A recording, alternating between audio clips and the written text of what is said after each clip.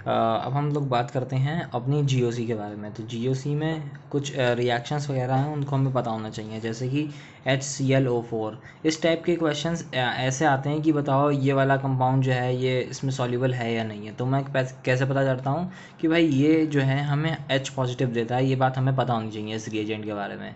तो अब क्या है, अब ये H पॉजिटिव देगा, अगर ये जो गिवन कंपाउंड है अगर वो H पॉजिटिव लेके मोर स्टेबल बन रहा है, इसका मतलब सॉल्युबल है। तो ये हमारा कॉन्सेप्ट हो गया है। तो अब अगर हम देखें कि ये कैसे लेना चाहेगा, भाई इस पूरे कंपाउंड में सबसे ज़्यादा इलेक्ट्रोनेगेटिव ये वाला पोर्शन है, तो यही है वो सबसे ज़्यादा मोस्ट प्रोबेबल सेंटर जो कि इस H पॉजिटिव को लेगा।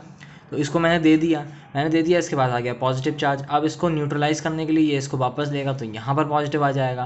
और यहाँ पर जैसे ही आया मुझे दिख गया कि भाई मेरा जो है एरोमेटिक कंपाउंड बन गया, यानी कि यहाँ से एरोमेटिसिटी अचीव करना इज़ बेस्ट थिंग। तो फिर ये सॉल्युबल माना जाएगा। अब यहाँ पर अगर एंटी एरोमेटिक बन जाता तो फिर हम कहते कि भाई ये चीज़ जो है वो सॉल्युबल नहीं है। तो बेसिकली इस टाइप के क्वेश्चन जो है वो एरोमेटाइजेशन से आते हैं, इस कॉन्सेप्ट से। ठीक है, और एक ये रिएजेंट है, इसका काम है कि भाई एक Cl उठा लेना, SbCl5। इसका काम है एक Cl उठा लेना, क्योंकि मतलब एक अगर कॉन्सेप्ट की बात करें तो ये है कि Sb से 5 Cl अटके हुए हैं मोर इलेक्ट्रोनेगेटिव वाले, तो ये पांचों मिलके इसको बहुत ज़्यादा डेल्टा पॉजिटिव बना देते हैं। तो फिर ये इससे इलेक्ट्रोनेगेटिविटी मतलब इसका इलेक्ट्रॉन मतलब ये वाला जो है इससे अपना इलेक्ट्रॉन दे देता है, और फिर ये वाला बॉन्ड फ्री हो जाता है, तो यहाँ पर प्लस आ जाता है। इस तरीके से कॉन्सेप्ट हो गया। अब ऐसे BuLi है, ये क्या करता है, ये H पॉजिटिव ले लेता है। ये H पॉजिटिव कैसे लेता है, ये वाला ले लेता है। ठीक है, ये वाला H पॉजिटिव ले, भाई यहाँ से तो ले नहीं सकते हो, यहाँ से भी नहीं ले सकते हो, यहाँ से भी नहीं ले सकते हो, तो यही तो एंड वाले हैं अल्फा हाइड्रोजन बोलते हैं। यहाँ पर तो है ही नहीं कोई अल्फा हाइड्रोजन, तो ये एक ही है अल्फा हाइड्रोजन एक ही पोजीशन पे। तो ये वाला लेगा तो यहाँ नेगेटिव आएगा, नेगेटिव वाला कॉन्जुगेट करेगा और फिर यहाँ पर नेगेटिव ले आएगा, और फिर ये मुझे पता चला रहे तो ये तो साला वो एरोमेटिक है, इसका मतलब स्टेबल है, तो यानी कि ये रिएक्शन फीजिबल हो जाएगी। अगर यहाँ एंटी एरोमेटिक बन जाता तो नहीं फीजिबल होती। बॉन्ड एनर्जी क्या होती है कि भाई energy given to break a particular bond. अब क्या है कि भाई इसमें कितने तरीके के कार्बन है, एक ये कार्बन है, एक तरीके के ये हो गए, दूसरे तरीके का ये हो गया, तीसरे तरीके का ये हो गया। तो 3 केसेस बना लिए मैंने, आराम से खोल लिया। ठीक है, और इनमें इसमें मैंने लिख दिया। अच्छा, यहाँ पर जो है हाइड्रोजन लगे हुए थे बेसिकली, यहाँ पर जो है वो हाइड्रोजन लगे हुए, मैंने हाइड्रोजन वाले बॉन्ड ब्रेक करने होते हैं इसमें, तो हाइड्रोजन वाला ब्रेक करा तो इधर तो H फ्री रेडिकल बनेगा तीनों केसेस में, और ये जो है इसके ऊपर आएगा। अब फ्री रेडिकल तो कार्बोकेटाइन समझ के हम वो करते हैं। तो इसका करा, इसका देखा क्या, ये वाला मोस्ट स्टेबल आया, तो स्टेबिलिटी का ऑर्डर ये आया है। ठीक है, लेकिन अब अगर ये ज़्यादा स्टेबल है तो यानी कि इसको तोड़ना सबसे आसान काम होगा, यानी कि बहुत कम एनर्जी देनी पड़ी होगी, इसलिए इसकी बॉन्ड एनर्जी का ऑर्डर उसका उल्टा हो जाता है। समझ गए? तो ये हो गया तुम्हारा बेसिक कॉन्सेप्ट। अब आ जाओ ब्रिज हेड के बारे में। इसके बारे में लोगों को बहुत गलत जानकारी होती है कि भाई ब्रिज हेड पे पॉजिटिव नहीं आता है, लोगों को ये याद रहता है, जबकि ये नहीं है। ब्रिज हेड पर sp2 हाइब्रिडाइजेशन नहीं आई, क्योंकि वो स्क्वायर प्लेनर हो जाती है, जबकि यहाँ ये प्लेनर नहीं होता है मॉलिक्यूल। अब इस केस में जो है देखो अभी भी इसके पास sp3 हाइब्रिडाइजेशन है, तो ये पॉसिबल है, ये ब्रेडेट रूल को वायलेट नहीं कर रहा है, ये स्टेबल माना जाएगा बिल्कुल। ठीक है, जबकि ये इससे भी ज़्यादा स्टेबल माना जाएगा, यानी पॉजिटिव जो है स्टेबलाइज हो रहा है, समझ रहा हूँ, ये स्टेबल माना जाएगा। अब आ जाओ आगे वालों पे। ये क्या है, ये डेंसिंग रेजोनेंस है, ये वाला जो है इससे भी ज़्यादा स्टेबल होता है, इससे भी ज़्यादा स्टेबल होता है, जबकि ये एरोमेटिक है उसके बाद भी, यहाँ लिख दे रहा हूँ ये एरोमेटिक है उसके बाद भी, और ये तो और ज़्यादा एरोमेटिक है, इसमें ज़्यादा लंबा कॉन्जुगेशन है, तब भी ये वाला जो है कम स्टेबल है इसके कंपैरिजन में। ये है सबसे ज़्यादा most stable, one of the most stable carbocation. ठीक है, अच्छा आगे बढ़ जाओ। अब आ जाओ ऑर्थोफैक्ट। ऑर्थोफैक्ट जो है वो किसी भी जी वाले ग्रुप में लग जाएगा, जी के बदले कुछ भी ले आओ तुम तब भी लग जाता है ऑर्थोफैक्ट। मतलब अब H मत ले आना, H के अलावा और कोई भी चीज़ ले आओ तो ये इसमें लग जाता है, और इसकी एसिडिटी ये बढ़ा देता है।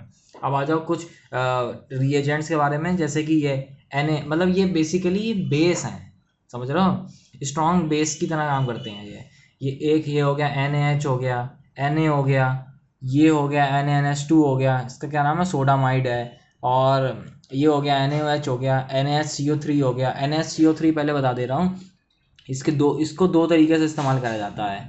मतलब हाँ, दो तरीके से इस्तेमाल करा था। पहले तो वो पूछते हैं तुमसे कि बताओ भाई ये जो गिवन कंपाउंड है ये इसमें सॉल्युबल है या नहीं। तो ये कैसे पता करोगे, कॉन्सेप्ट बेसिक है, सब में सेम चलेगा। ये रिएक्ट करेगा इसके साथ में, कर दिया मैंने रिएक्ट करने के बाद में ये इस तरीके से कंपाउंड बनाएगा, ये बेस की तरह काम कर रहा है ना, तो ये क्या है Na मिलेगा, इधर Na लग जाएगा इधर, ठीक है। बचेगा क्या, H2CO3, सही है। अब मुझे देखना ये है कि भाई ये मतलब ये इसके साथ में रिएक्ट करा है, ठीक है। तो एक ये एसिड मिला है मुझे और एक जो गिवन होगा वो एसिड होगा। तो इस एसिड में क्या होगा रिलेशन, अगर ये ज़्यादा एसिडिक है और ये कम एसिडिक है यानी कि रिएक्शन फीजिबल हो गई है, यही मैंने लिखा हुआ है। अगर ये ज़्यादा एसिडिक है ये कम एसिडिक है तो रिएक्शन फीजिबल है। या फिर तुम इस तरीके से भी कह सकते हो, ये सेकेंडरी है, इसको बहुत ज़्यादा याद नहीं करना है, कि भाई इलेक्ट्रोनेगेटिविटी ऑफ एंड ये हटाओगे तो HCO3 नेगेटिव की अगर ज़्यादा है, electronegativity of this is greater than जो यहाँ पे अभी नेगेटिव वाला बनेगा यानी कि ये CO टर्मिनल एल्काइन, अगर इसकी ज़्यादा होगी तो भी रिएक्शन फीजिबल होगा। लेकिन ये वाला नहीं मानना है, हमें मानना है कौन सा है, एसिडिटी वाला, कि इसकी एसिडिटी ज़्यादा होनी चाहिए एज़ कम्पेयर टू दिस वाला कंपाउंड के, तब ये रिएक्शन जो वो तब मतलब जो कंपाउंड है वो सॉल्युबल माना जाएगा। दूसरा क्या है कि भाई ये इसका मतलब स्ट्रक्चर जो है वो ये बना हुआ है, अरे दिख नहीं रहा, हाँ ये बना हुआ है। अब क्या है, हीट दोगे तो उसका वाटर जो है वो निकल जाता है, तो फिर क्या हो गया, ये तुम्हें देगा CO2। तो CO2 को बोलते हैं स्पेशल नाम ब्रिस्क एफरवेसेंस। तो हमसे ये भी पूछ सकते हैं कि भाई कौन कौन से कंपाउंड हैं जो ब्रिस्क एफरवेसेंस देते हैं, या फिर कौन कौन से ऐसे हैं जो इसका टेस्ट शो करते हैं। मतलब भाई इसको टेस्ट कैसे करेंगे कि भाई इसमें सॉल्युबल हो गया है यानी कि ये गैस निकल जाएगी, इसका मतलब सॉल्युबल हो गया है, इससे पता चल गया। तो वो कौन कौन देते हैं, अराइल या फिर एल्काइल, COH, SO3H, या फिर पिक्रिक एसिड, या फिर ये क्या बोलते हैं स्क्वायरिक एसिड, क्या नाम है इसका नाम, स्क्वायरिक एसिड। ये चीज़ें हैं जो हमें देती हैं इसका रिएक्शन।